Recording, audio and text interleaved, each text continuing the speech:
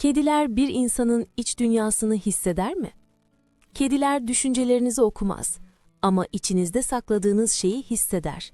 Siz sakin görünürsünüz, gülümsersiniz, sesinizi yumuşatırsınız ama omuzlarınız hafif kasılıdır. Nefesiniz yüzeyseldir. Kalbiniz normalden hızlı atıyordur ve kedi size bakar. Bir an durur, sonra mesafe koyar. Çünkü kediler kelimelere değil, sinir sistemine güvenir. 1. Enerji meselesini netleştirelim. Kediler enerjiyi hisseder. Bu cümle kulağa mistik geliyor ama aslında biyolojik bir gerçekliğe dayanıyor. Kediler aşırı hassas canlılardır. Doğada hem avcı hem potansiyel avdırlar. Bu yüzden sistemleri sürekli şunu sorar: burada tehdit var mı? Ve tehdit çoğu zaman yüksek ses değildir. Tehdit çoğu zaman tutarsızlıktır. Bir insan dışarıdan sakin ama içeriden gerginse, işte o tutarsızlık kediyi rahatsız eder. 2. İç dünya eşittir bedensel veri. Kediler sizin ne düşündüğünüzü bilmez ama şunları anında okur. Nefes ritminiz hızlandı mı? Omuzlarınız yukarı kalktı mı? Çeneniz kilitlendi mi? Göz temasınız sabit ve sert mi? Hareketleriniz keskin mi? İnsan beyni sosyal maskeler üretir ama beden maskeyi taşıyamaz. Kedi bedenle iletişim kurar. Bu yüzden bazen siz bir odaya girdiğinizde hiçbir şey yapmadan bile kedi tetiklenebilir. Çünkü sizin için sıradan olan iç gerilim onun için potansiyel tehdittir. 3.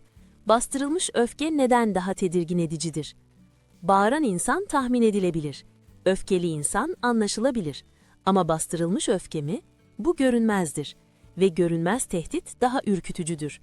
Bastırılmış öfke şu şekilde görünür: yüz kaslarında hafif sertlik, ani ama kısa göz teması, dokunurken hafif sertlik, hızlı ama kontrollü hareket. Kedi bunu hisseder ve siz daha fark etmeden mesafeyi artırır. Bu yüzden bazı kediler evde en sakin görünen kişiden uzak durur. Çünkü sakinlikle donukluk farklıdır ve kediler bu farkı ayırt eder. 4. Evde gerilim varsa kedi neden değişir? Dikkat edin, evde tartışmalar arttığında, iş stresi yükseldiğinde, duygusal atmosfer ağırlaştığında kedinin davranışı değişir. Daha çok saklanır, daha az temas eder, daha tetik olur. Çünkü kediler sadece bireyi değil, ortamın genel sinir sistemini tarar. Ev bir organizmadır ve o organizma gerginse kedi bunu hisseder. İnsan için bu sadece zor bir dönemdir. Kedi için bu güvensiz ortam olabilir. 5. Güvenli insan nasıl görünür? Kediler için güvenli insanın bazı ortak özellikleri vardır. Yavaş hareket eder, ani çıkışları yoktur, dokunmadan önce bekler, alan ihlali yapmaz, göz temasını yumuşak kurar. En önemlisi, tepkileri öngörülebilirdir. Öngörülebilirlik bir kedi için altın değerindedir. Çünkü öngörülebilir insan eşittir, sürpriz yok, eşittir, tehdit yok. Bu yüzden genelde kedi evde en az müdahale eden kişiyi seçer. Onu kovalamayanı, sürekli kucağa almaya çalışmayanı, aslında umursamıyormuş gibi görüneni. Çünkü güven zorlamayla kurulmaz. Sinir sistemi senkronu. Daha derine inelim. Bir kedi yanınıza gelip uzanıyorsa sadece sizi sevdiği için değildir. Sizin yanınızda sinir sistemi yavaşlıyordur. Kalp ritmi düşer. Kas tonusu gevşer. Nefes derinleşir. Bu biyolojik bir senkronizasyondur. Eğer sizin yanınızda bu gerçekleşmiyorsa, kedi yakın durur ama tam gevşemez. Bu küçük farkı çoğu insan kaçırır. Sevgi sandığımız şey bazen sadece alışkanlıktır. Ama güven, gevşemeyle anlaşılır. 7. Kediler travmayı hisseder mi? Travma yaşayan insanlar genellikle iki uçta olur. Aşırı tetikte, aşırı donuk. Aşırı tetik biri hızlı tepki verir, küçük seslere aşırı reaksiyon verir, hareketleri ani olur. Aşırı donuk biri duygusal olarak kopuktur. Tepkileri yavaştır ama içsel gerginlik vardır. Her iki durumda da tutarsızlık bozulur. Kediler mükemmel insanı aramaz, dengeli insanı arar. Bu yüzden bazı kediler çok iyi kalpli ama yoğun duygusal dalgalanmaları olan insanlardan uzak durabilir.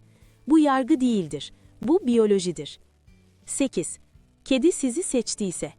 Bir kedi sizi gerçekten güvenli olarak kodlamışsa, Yanınızda derin uykuya geçer. Sırtını size döner. Karnını açar. Yavaş göz kırpar. En zavılsız anlarını sizinle paylaşır.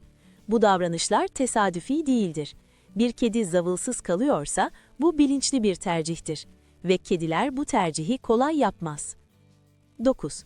Acı ama gerçek. Bazen bir kedi sizi sevmez.